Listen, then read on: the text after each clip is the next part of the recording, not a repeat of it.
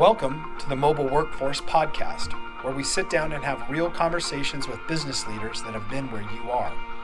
During these interviews, we'll dive into what it takes to improve systems and champion processes that maximize performance. Each week, our trailblazing guests share their experiences and understanding of the workforce to help inspire change, challenge our thinking, and share what it takes to successfully travel the road to profitability. Now here's our host, co-founder and chief evangelist of About Time and WorkMax, Mike Merrill. Hello and welcome to the Mobile Workforce Podcast. I am your host, Mike Merrill, and today we are excited to have Erica Carosi on with us today. Erica is a construction expert with the Strategies Group, who is a construction, manufacturing, and distribution software and technology expert who offers a wide variety of technology solutions and consulting services. We've worked with Strategies Groups for many years now and are really excited to have Erica on today.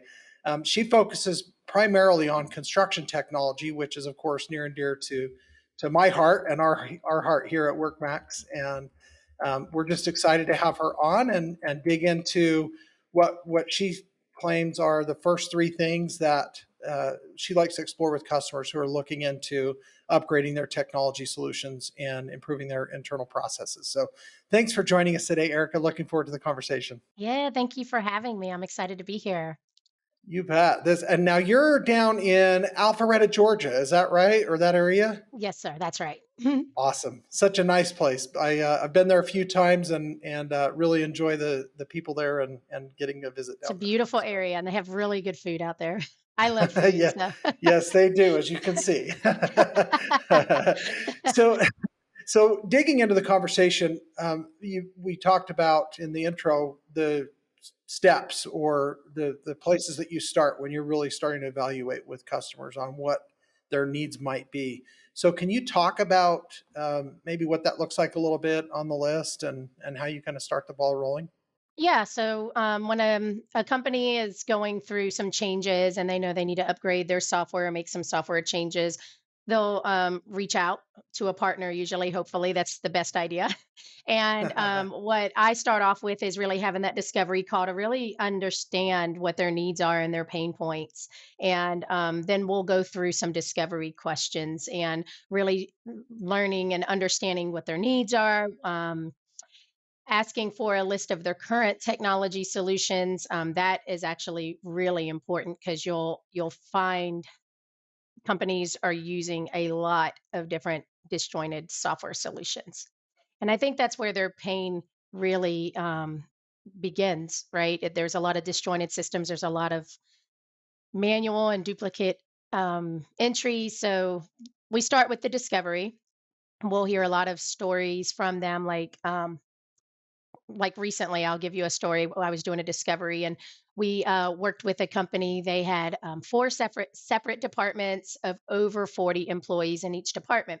And they had provided data to their mid-level management team at the end of the week. They did this every week. And then that mid-level management team, they would consolidate all of that data into an Excel spreadsheet. And they're using their formulas, and it's in like one of three different systems. So there's a lot of legwork to make it all fit together. But then they'll send it to the department heads who must consolidate the data again into a single Excel spreadsheet. And then those department heads, they'll then send the data through to their final C-level person who must make that data work together again, and then they'll provide it to their leadership. So in this discovery, we realized that this has taken place from Monday till Thursday, the week after all of this data has originally been created. So it's taken them like 50 hours of time from their management level employees at this company. It's all manually done, resulting in errors. The data, it just went through so many hands, so there's more errors, right? They spent time on consolidation of this data, and that wasn't the only issue. So they had a delay in getting this data because now this is 1 week, behind. So 1 week of working this way at a company this size was costing them thousands of dollars in cost. And these changes were not even on a change order on a job. And so this resulted in the jobs being below target margin. So that's an example of some of the things that we discover in that beginning process. And it, again, it has more to do with even just software. They're learning that they're doing all of this manual data, and we're going to show them how to make that better. Yeah, it's fascinating because if we've had this podcast for we're going on 2.5 years now, so it's been a really fun journey, and we've seen an evolution even in that time period. But if I look back, and I grew up in the industry. I've been in this industry on the construction side as a GC or the software side for nearly 30 years now, or over 30 years, and I've got to imagine that 10 years ago, most companies just really didn't have a lot of technology. I think what you're saying is now they're starting to use a lot of technology and they almost maybe have too much. And there's like bloat of too many processes that don't talk. Is that right? Yeah, absolutely. I mean, it's not uncommon for us to find that construction firms are typically using 6 to 10 software applications in tandem with their main accounting system. So, if these applications are legacy systems, they're probably not very well integrated, if they integrate at all. And so, as a result, their entire staff is having to jump between screens just to perform these routine tasks. I mean, when they first got the software they're using, or they're using Excel or whatever, it probably was a great idea for them at the time, and it's comfortable and it seems like it's good. But as technology is evolving and as we're getting busier, and I think they're learning that there's a more efficient way to work, and with technology like WorkMax and Acumatica, like we can make that happen. We can streamline that for them. Yeah, I love that, and I think you're right. I think even hearing you talk through, and I've been in probably thousands of conversations like you on the same topic with customers and prospects, and as you're going through this cycle of companies discovering what their needs are.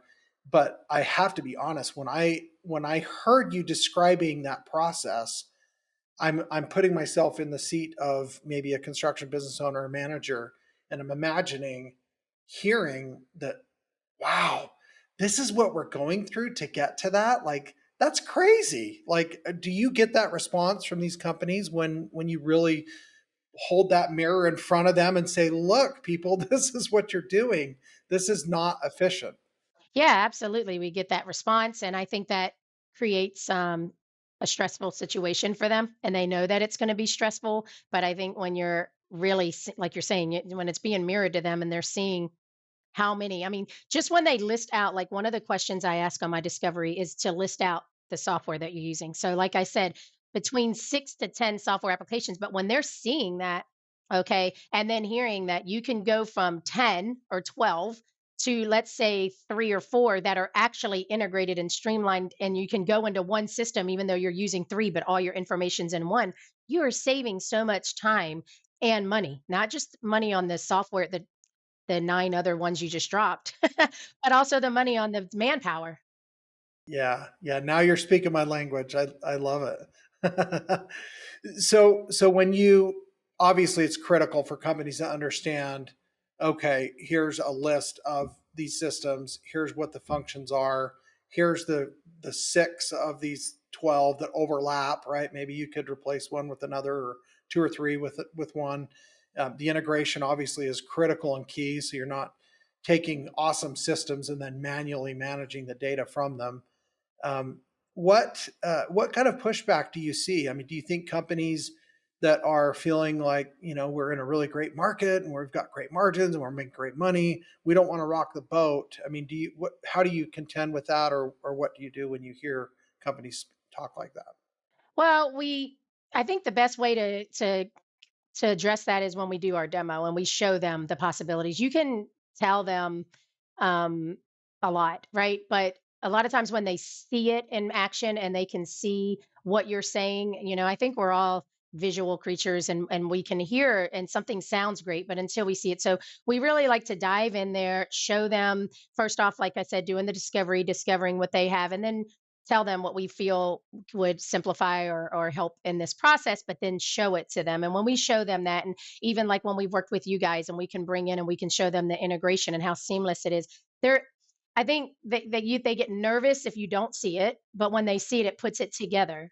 So it's very important not just to hear them, not just to do the discovery, not just to show. It's got to be a full package.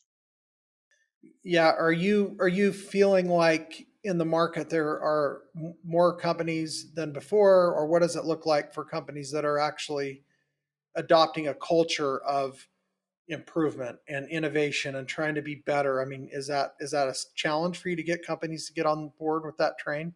I have not had a challenge with that yet because typically they're already coming to me. It's very rare that I've gone out to, I do networking meetings and stuff, and it's very rare that I'm doing a cold call or something and I've told somebody, "Hey, your system's bad." Typically, they've not that I'm going to tell you your system's bad, but like they've already got an idea that there needs to be some changes, right? And I think the pandemic maybe really made that very, very prevalent and very obvious that we need to make some changes because that really just threw us over, right? And everybody had to go remote. And now these people who had disjointed systems or they're not in the cloud or whatever. I think the pandemic really opened a lot of eyes and made the high level, the C suite execs realize that we've got to make some changes. What are they going to be doing in the next 1 to 5 years? Um, Right, and, we get that they're gonna be transitioning leadership in the next 2 to 5 years, or they need to get all of their processes integrated into the business. They need quality and meaningful reports. They wanna grow their business. Well, they're learning that when everything got shut down and you didn't have access to your data, how are you growing? Actually, they probably were going backwards.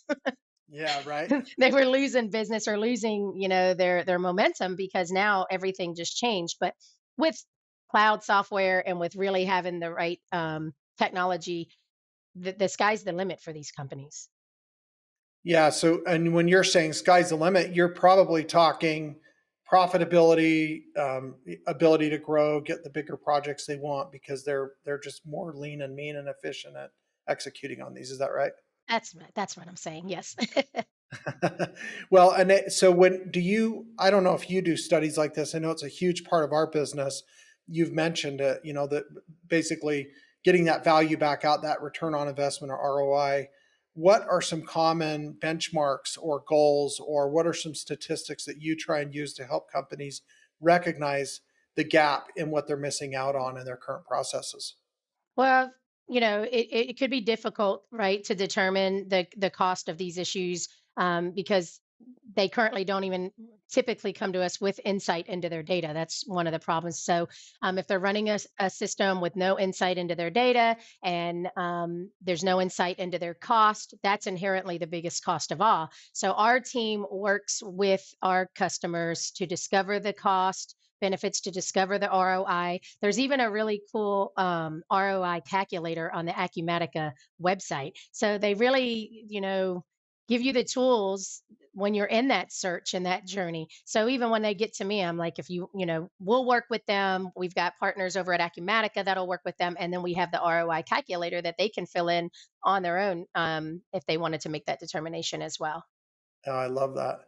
So you're talking about Acumatica, and we've been talking about it, and we got the Acumatica Summit this coming weekend and next week, and I'm headed down there and excited for. I think this will be my fifth in a row. I mean, we've gone to all of them since they Fun time. started. Yeah, it's a great event. They do a great job. What draws you to Acumatica? Obviously, you represent filling customers' needs, and it's not logo specific, but what is it that draws you to that and makes you so excited about working with them? Well, Acumatica is it's a very easy to use system. Okay, so even when I came in and started learning Acumatica, it was easy for me to learn. I love all the resources they have. They have a Acumatica University that's free to anybody, even if you're not a customer. So you can really learn a lot about their modules and what they have to offer. But it is easy to use. But what I really like about it is it's an open architecture, so it really makes it easy for these for integrations. So even if there's um, um, it's got an open API, so even if there's a program that you really married to that you want to stick with and it may not have an Acumatica integration to it, with the open APIs they make it easy to, or at least easier to be able to connect those. So I've just found that Acumatica easy to use, having the integrations, and people really like it. Yeah. We use it. I don't just sell it. We actually use Acumatica here. So for my whole sales Wow. process, I'm using the CRM, I'm using the opportunities. And I love it. And I love my dashboard. I need a place that's, shows me what I have. And I just work right off my dashboard. I'm a little OCD. So I like to have stuff in a certain way. And so when I get to share Acumatica with others, I think that's what separates me from selling like a lot of different technology as far as ERPs. I mean, we, work with the ISVs and stuff, but as far as my main core Hmm. program being Acumatica, I use it every day. And so Love I'm that. I'm I'm I'm sharing it, but I'm comfortable with it as well. And again, I did a lot of the education on Acumatica's university, and so if I was able to learn that, not saying Yeah. that, but I mean, you can really get in there and learn a lot at your own pace, on top of Yeah. what maybe you're already learning. Yeah, big fan of when you're eating your own dog food, so to speak. It's, it's probably pretty good, right? That's right. That's right. Yes. Cool. Well, so the first item you brought up is we've got to identify what the challenges are and the gaps, what you actually have on the table, what you're using. What's the second step in the process that you go through with customers, prospects? Understanding their motivation for making a change. So, what is their why? Right? We always hear that in the world of what is your why? What motivates you? Why do you need to do that? And so, the common forms of motivated motivation that I hear, what their why is, almost always the number one is they desire a single financial platform for their construction. It could be because we do manufacturing as well, but that single source of truth. Because I think people are they're hearing the buzz that you can have that one single source of truth and still use your other software solutions that will integrate into it. Um, Another motivation is they'll say that their current financial software is just not user friendly in terms of drill downs, reports, interactions. They'll say it frequently crashes, and it does not play with other. It doesn't play well with other solutions. So there's lack of integrations, and that lack of that open architecture, I think, is a huge. I mean, not think. I get that a lot, right? That's like motivation number two always. Again, if they're transitioning leadership, they know that they need that's one of the reasons. So they know that they need more advanced software solutions.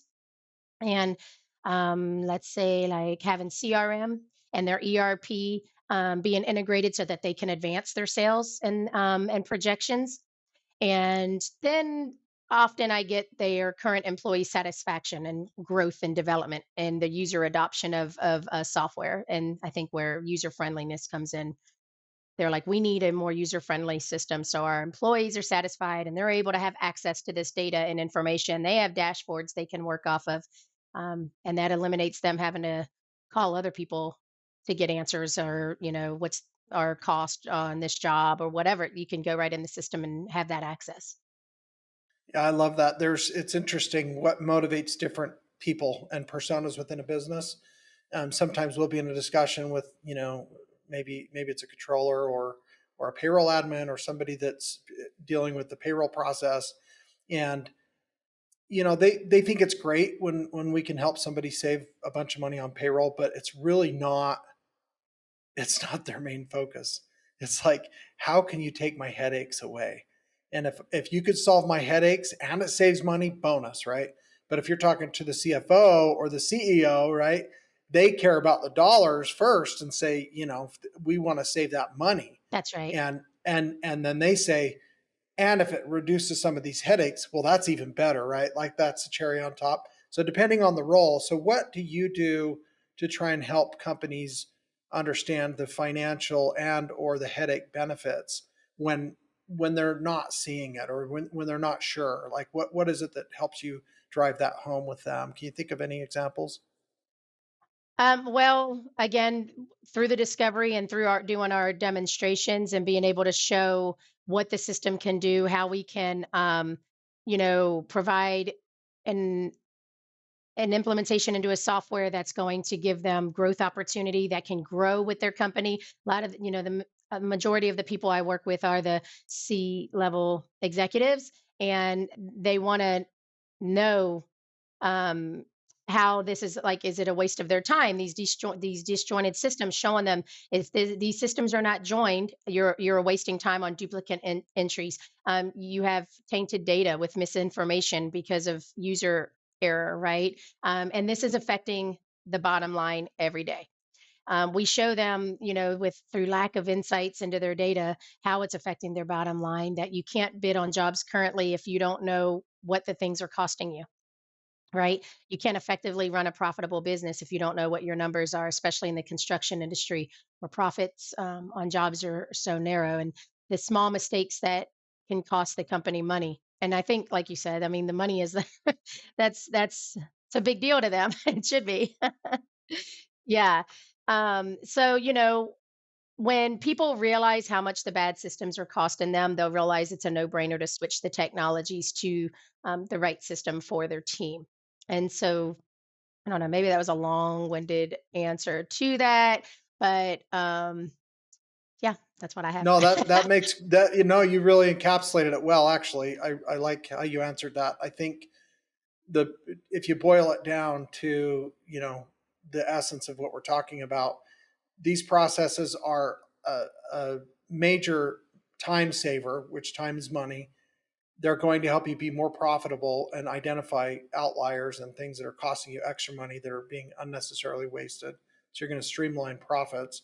They're also going to make you not only more efficient with your time in the office, but also on the projects. People aren't waiting for decisions like they would be if they didn't have access to that information. So big competitive advantage to be a leaner, meaner, more aggressively, proactive on data as a business. Yeah, I mean, you want to bring your company into the future. You want to allow your business to grow with you. And quite frankly, if we don't evolve, we die out. You constantly have to improve your business. If you don't, you're not going to be able to keep up. And again, what you just said with the competitive advantage, if your team is working um, really fluid, and they've got their roles, and they've got their dashboards, and they got the information at their fingertips, it's a huge advantage to be able to have access to your information and be efficient. Yeah, we just came from the World of Concrete a couple of weeks ago down in Las Vegas. One of the largest trade shows every year in the U.S. Fantastic event as always. It's usually one of our really big events, I think I'm and going to go to that next year. oh, you should. It's Uh-huh. something. It's Yeah. something. Yeah, I Plus, want to go. you'll get your 10,000 steps in the I morning, and That's right. not even put a dent in seeing everything there is. I So bet, I bet. I know with Acumatica Summit last year when I could not believe how many steps I got in, and just to go downstairs once, like you're like walking through cities in one hotel. yeah. Yeah. But it's interesting because we talked with, and I won't name the name, one of the largest builders in the United States and even in the world. And we were talking with this gentleman that manages a couple of different divisions, and actually one of them's in your area also. And he basically said, as an organization, as big as we are, and as many billions of dollars we do in revenue, we had a tough year last year in tracking our productivity and being efficient with how many units of this are we finishing in this many hours and this much time. So the dollar cost of the productive units put in place, they struggled with, and said I was actually 300% of my number. Like I killed it in this area. And we said, wow, what is the difference? And he said, I'm tracking it. I'm tracking it efficiently. I'm not manually going through this rat's nest, It's this powerful, ball of isn't it? yarn, right? And Yes. so he said that actually the rest of the country, other divisions, other teams are now studying his processes and what he's doing. We hope to have an opportunity to work with them because when they saw what we're offering, we can take his stuff way to the next level. And so we're really excited about that opportunity and that meeting to potentially work with this company. That's great. Good luck But with you with that. That's awesome. yeah, thank you. But my point is, so this listeners, I mean, you got to know some of the biggest gorillas in the room still haven't dialed all this in. There's still room to improve.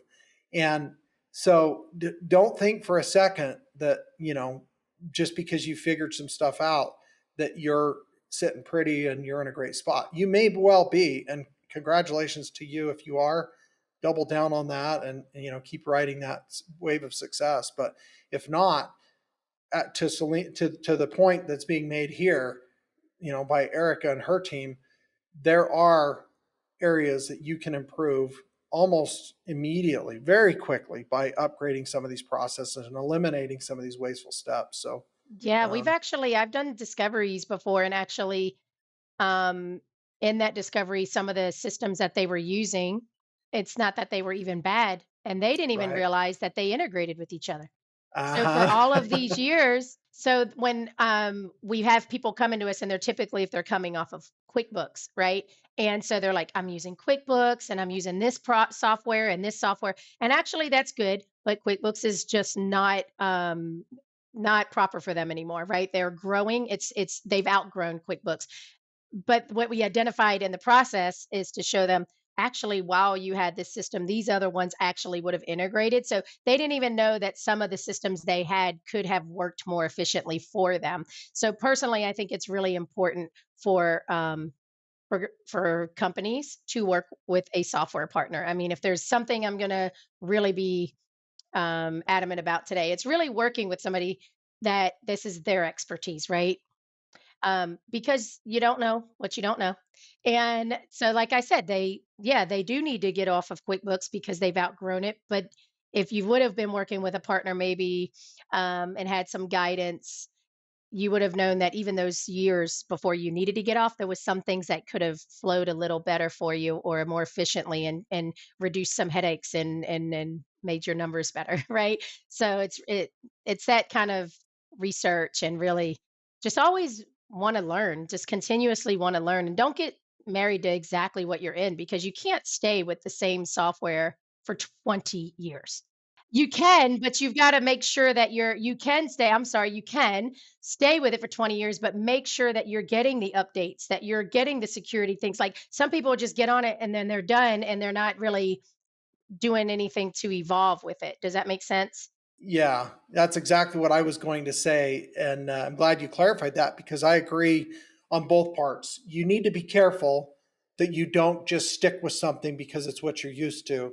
But at the same time, if you've chosen a great technology vendor, we have customers that have been with us for 18, 17, 15 years, like a lot of them.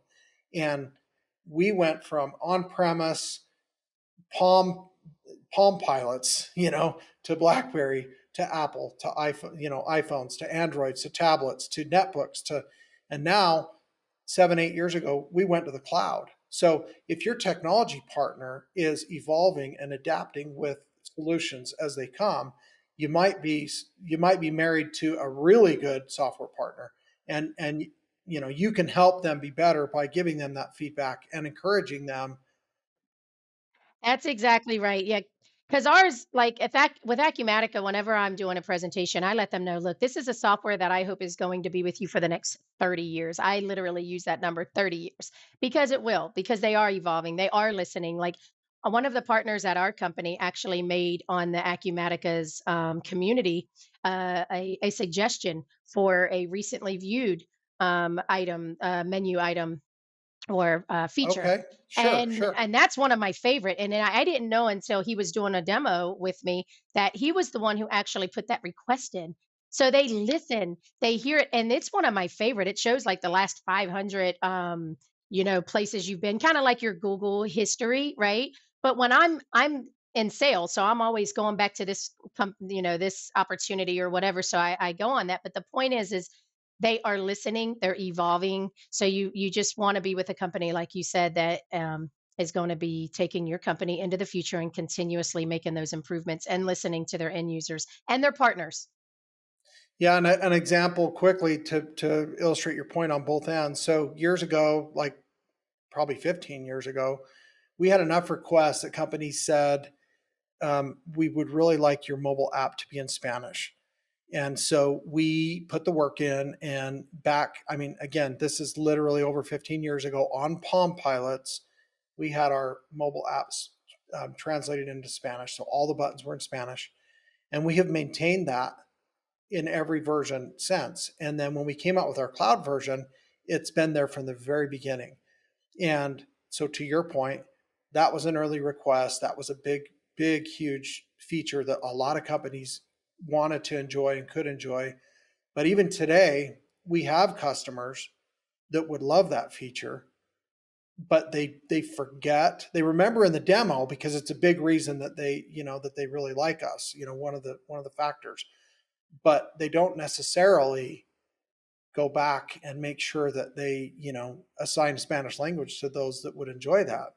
And so, you know, some companies have the solution. It's right there in their hands. It's just a setting.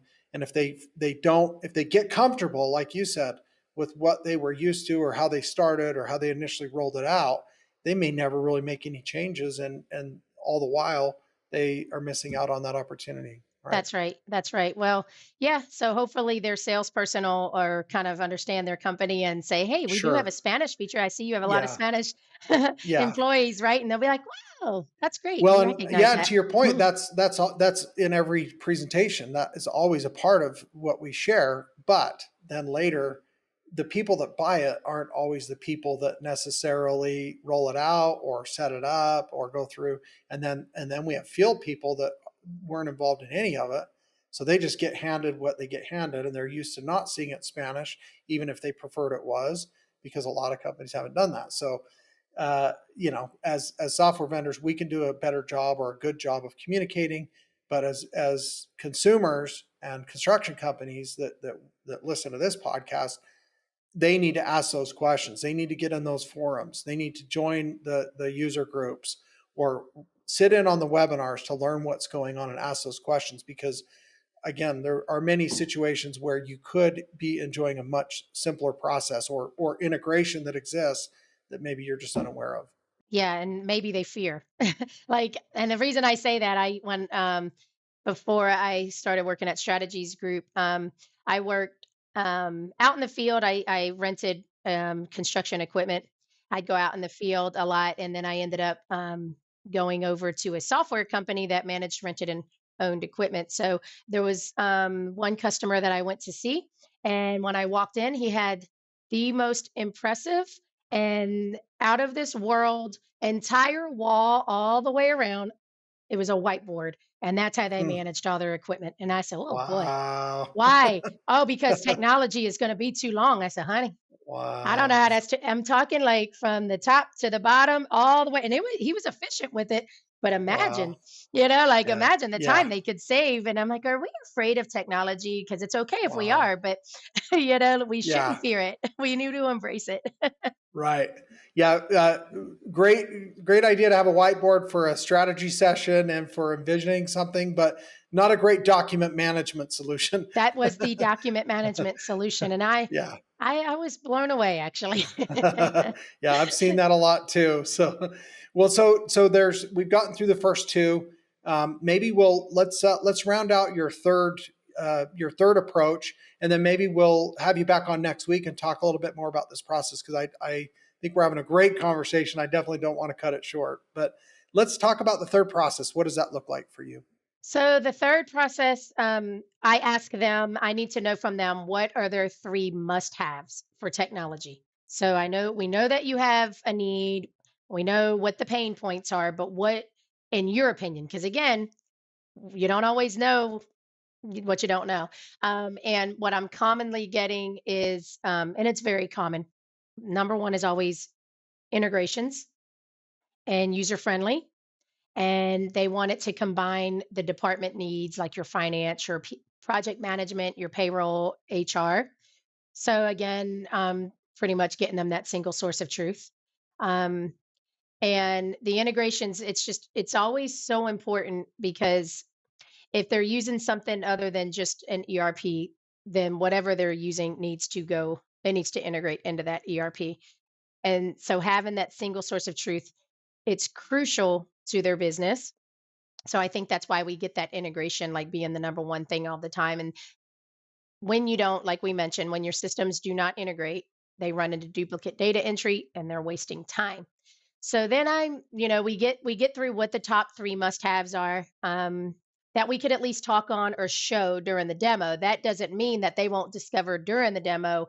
I said I must have these, but you just showed me that, and that will change my life.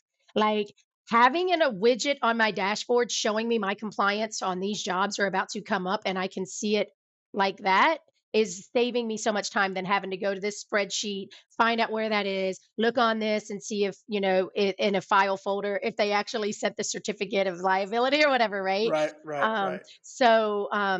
That's that. And then we also we try to get them to understand the difference between what's a must have and a nice to have, right? Okay. And this will be different for every business. So we have them sit down with the team and their technology consultants, and then we'll make that decision. Not saying that if there's a nice to have, that doesn't mean that you won't get it in the beginning. Not that, I mean, you're going to get whatever you want, but showing them again what is the best use of your money, because you still have to, we have to do your data migration, implementation, all of that, right? So we try to really sit with them and guide them through the must haves, nice to have, so we get them what they need to make a difference. That's awesome. Well, that's a great one to end on for today. But thank you so much for joining us. This has been a lot of fun. Yeah, thank you so much. I've really enjoyed being here. Yeah, it's been great having you on. So, as a takeaway, what's the one thing that you hope that listeners get from today's episode? Hopefully, they'll turn into next week or tune into next week and get what we have to share then. But for today, what do you think? So for today, I would say just understand when you start this process that digital transformation is complex. It's going to require a wide range of support. It's going to require your dedication and your persistent effort.